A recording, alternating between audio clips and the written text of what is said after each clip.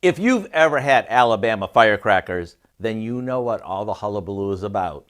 These crazy popular saltines are so addictive and so simple to make that we've included a version of them in our Ultimate Recipes Across America cookbook.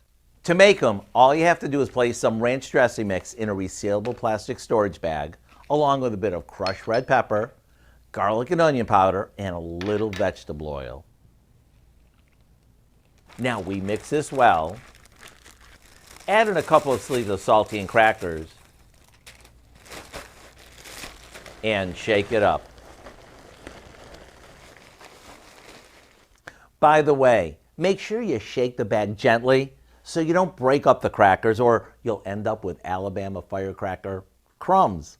Also, locals will tell you to let the crackers sit overnight so that all the flavors really soak in. If you make a big batch today, you can have them on hand whenever you need something surprisingly good. And although they're the perfect go along with soups and chili, I like them best on their own, as a snack. To get the recipe for our Alabama firecrackers, all you have to do is go online. I'm Howard with Kelly in the Mr. Food Test Kitchen, where today we found a snackable Southern way for you to say, ooh, it's so good.